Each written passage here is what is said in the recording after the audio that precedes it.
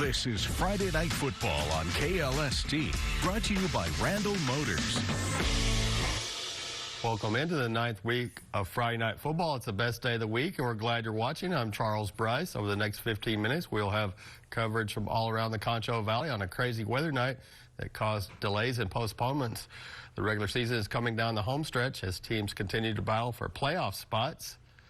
And now we're going to have an update from Brian Cunningham for some updated info on Central's home game against Midland High being postponed till Saturday. Brian, take it away.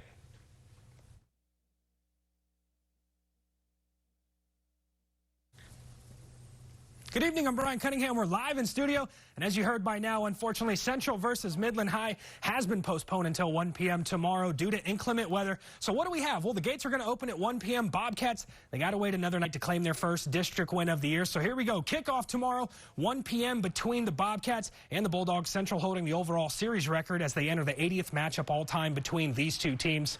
Again, this game is going to pick up tomorrow afternoon. Here's a few keys to the game. If you're Central, eliminate early mistakes. You saw right here on your screen that early pick six last week really hurt them. You have to establish the run. You have to gain that mismatch on the perimeter, and you have to take care of those two stud wide receivers and force feed them, like again you're seeing right here from Colton Hill. And again, if you're at Midland High, you got to start fast. You got to protect the ball, eliminate the big plays from this hungry Bobcats team that will be chasing win number one. Again, live in studio, I'm Brian Cunningham, and we're going to send it back to you guys.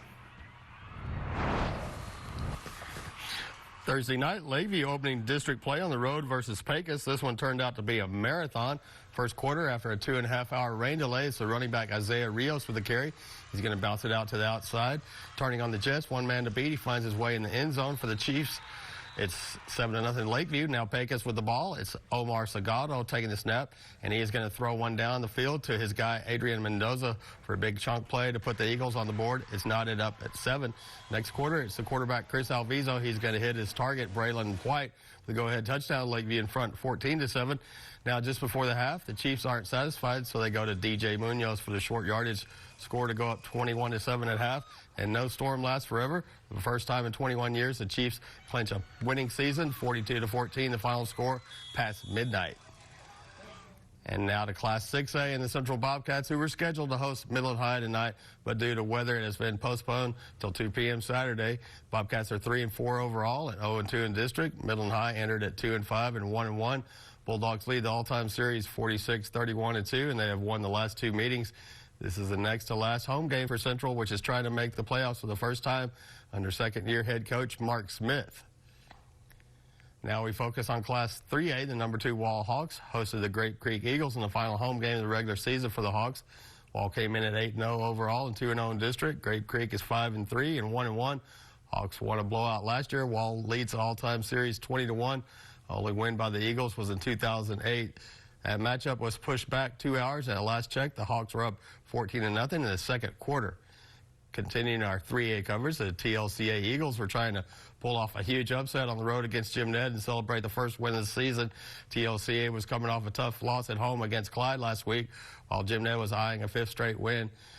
At last check, Jim Ned was up 7-0. Brady Bulldogs wrap up our 3A coverage. They were scheduled to face early in a battle of district co-leaders who entered the night with 2-0 marks in league play. The winner would take a big step toward the district championship. Brady is 5-2 overall, and Early is 3-4. That game has been pushed back to 2 p.m. Saturday.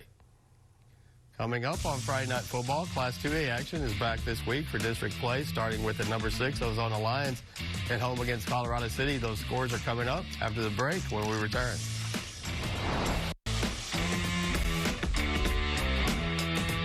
This is Friday Night Football on KLST, brought to you by Randall Motors. If you follow the 2025 high school football season, you know about Ozona running back Christian Villarreal, who is chasing the all-time single-season rushing record in state history. Brian Cunningham has the story. He's just, like I said, special athlete that has a whole bunch of explosion no matter what he does. High school football in Texas is everything. Towns shut down on Friday night. Saturday morning breakfast recaps the previous night. And if you live in the town of Ozona, you've heard the chatter of a player chasing the Texas high school football rushing record that has stood for more than 72 years. Christian Villarreal entered his senior season after his junior year was cut short due to injury. And through 7 weeks of the season, he is currently less than 1,600 yards away from the record, averaging 350-plus yards per game. The talent, of course, jumps off the screen, but his coaches insist his character is his best skill set. He is a leader, like a natural-born leader. A kid like this that has all these stats, he's #1 in the state, #2 in the nation, according to Max Preps. They could obviously let the head get real big and run with it and say, this is a me show. Every interview he does, he talks about the offensive line, every single one of them. And we go in the weight room, and he's helping coach kids up on their form. And he's watching things out here at practice, trying to get things fixed there, too. He's thoughtful. He's just a great kid.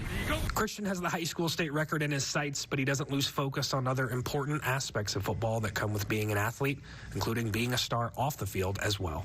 Off the field, he's just a great young man. I mean, he's one of the best-mannered kids that I've ever been around. I teach him in algebra too, and he's one of the better students.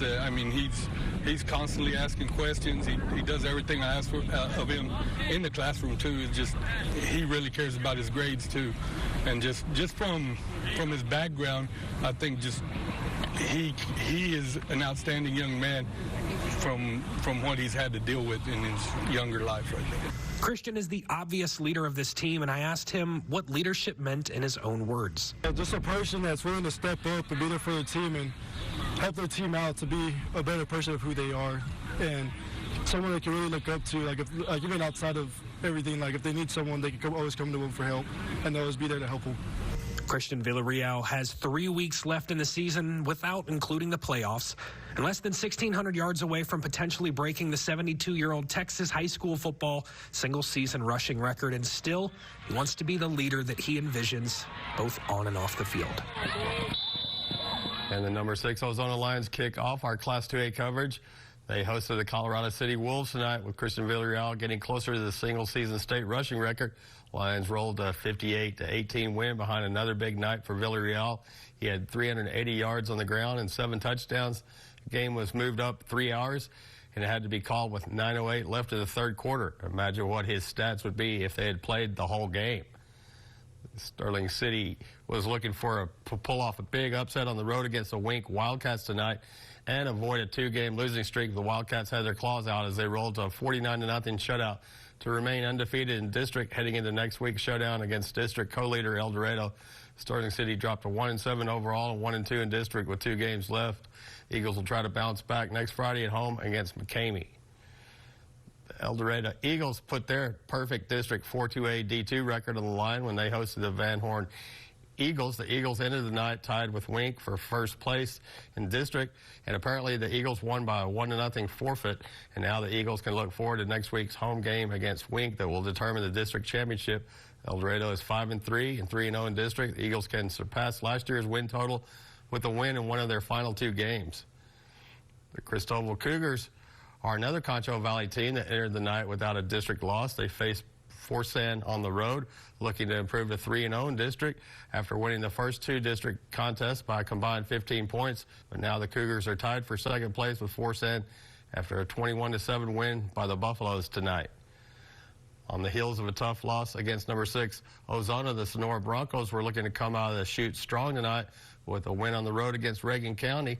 Sonora came in at 5-2 overall and 1-1 in district, trying to stay in contention for a playoff spot. At last check, Sonora had a huge 24-0 lead at the half. Sonora is on the road at Cristobal next week. Mason Punchers celebrated a 4th straight win with a 51-0 shutout on the road against the Holland Hornets on Thursday.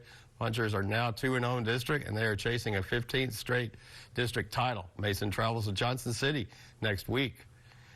The Miles Bulldogs were hoping to put an 0-2 start in district in the rearview mirror with an upset on the road against district co-leader Hamlin tonight.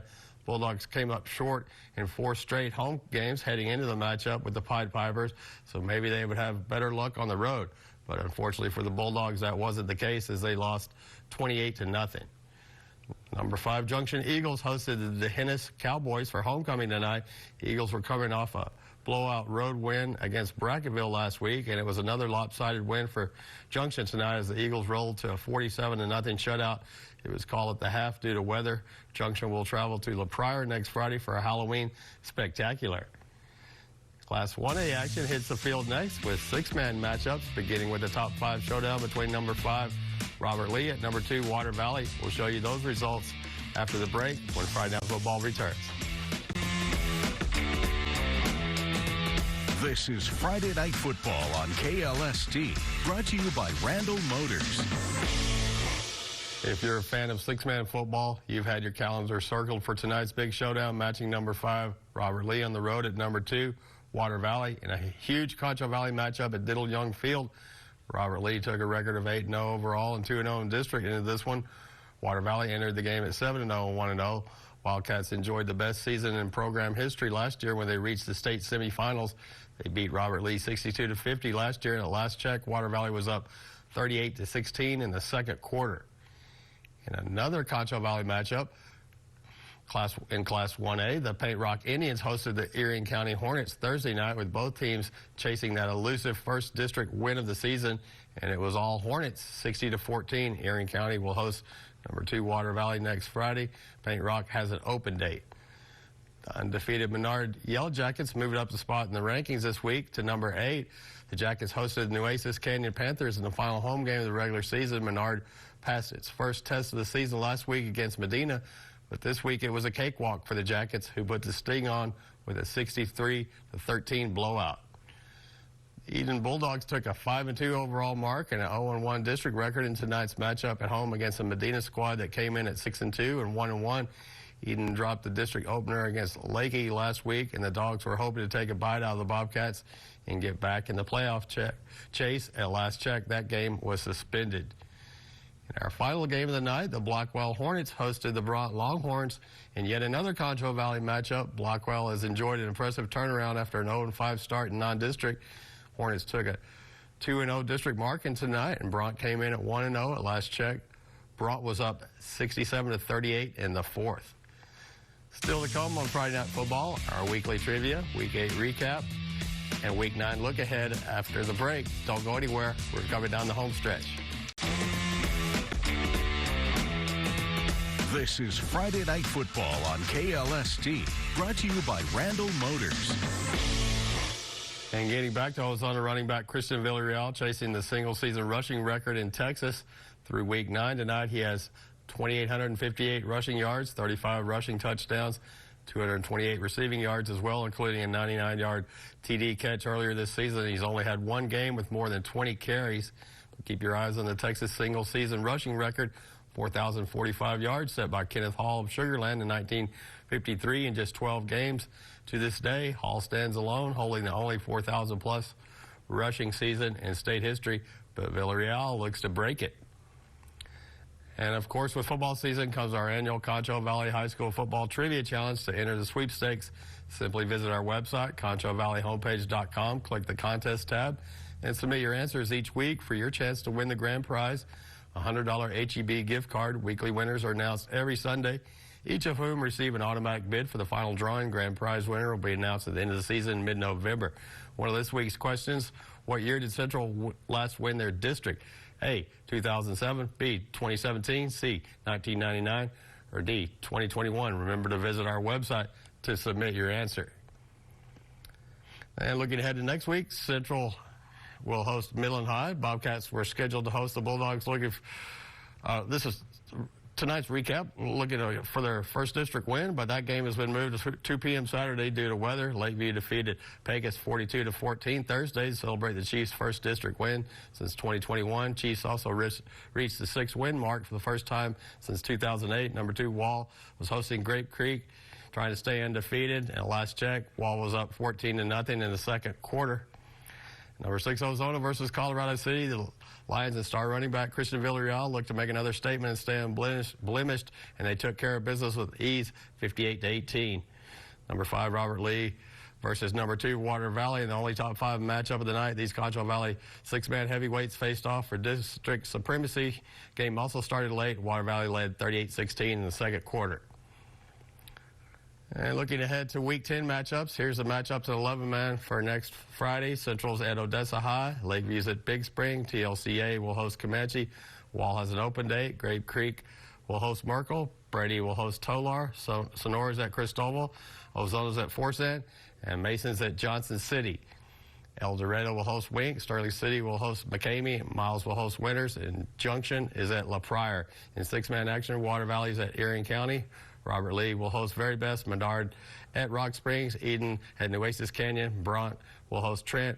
Blackwell and Paint Rock are open. Stick with ConchoValleyHomepage.com for all these recaps, including all the scores from tonight. And we'll see you next week. Good night, Concho Valley. Catering for Friday night football staff is provided by Chick-fil-A.